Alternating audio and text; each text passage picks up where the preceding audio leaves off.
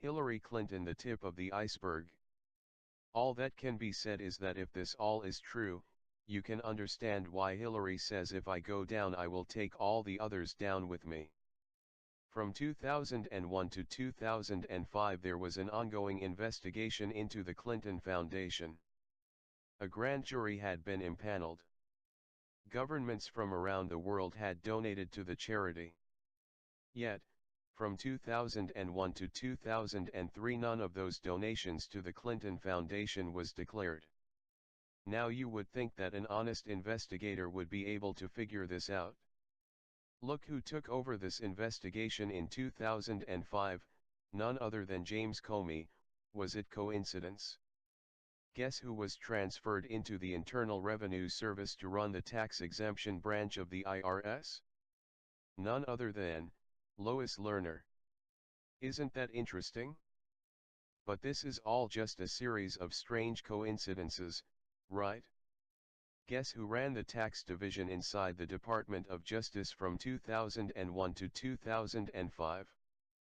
It was none other than the Assistant Attorney General of the United States, Rod Rosenstein.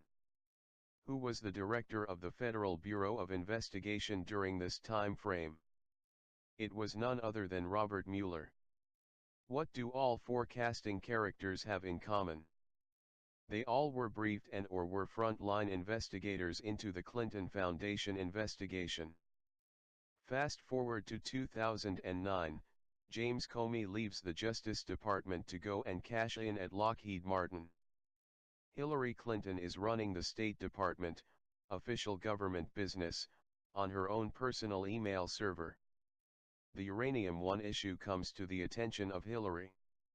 Like all good public servants do, supposedly looking out for America's best interest, she decides to support the decision and approve the sale of 20% of U.S. uranium to none other than the Russians.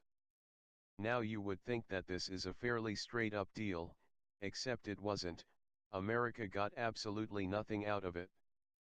However, prior to the sale's approval, none other than Bill Clinton goes to Moscow, gets paid $500,000 for a one-hour speech, then meets with Vladimir Putin at his home for a few hours.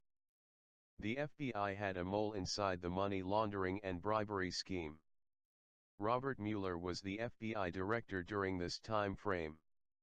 He even delivered a uranium sample to Moscow in 2009. Who was handling that case within the Justice Department out of the U.S. Attorney's Office in Maryland? It was none other than Rod Rosenstein. And what happened to the informant?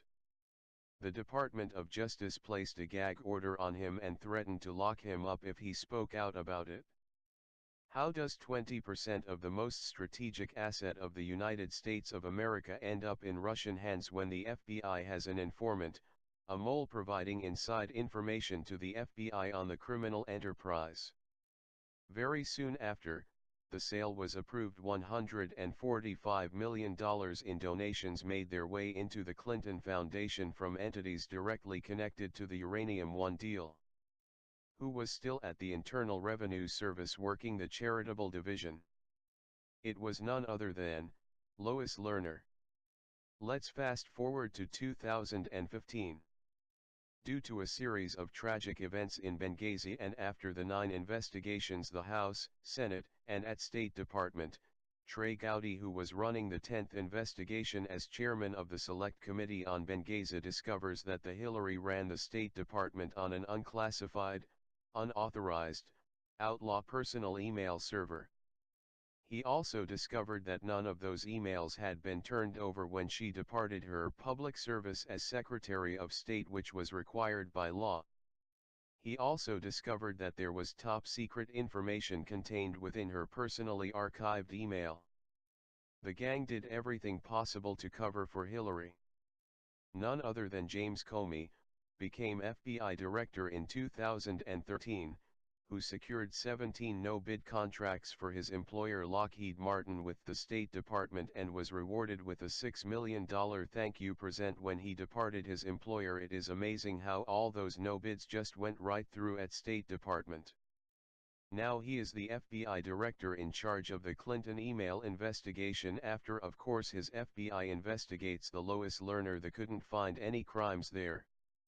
In April 2016, James Comey drafts an exoneration letter of Hillary Clinton. Meanwhile the DOJ is handing out immunity deals like candy, they didn't even convene a grand jury. Then, James Comey steps out into the cameras of an awaiting press conference on July the 8th of 2016, and exonerates the Hillary from any wrongdoing. It goes on and Rosenstein becomes Assistant Attorney General, Comey gets fired based upon a letter by Rosenstein, Comey leaks government information to the press, Mueller is assigned to the Russian.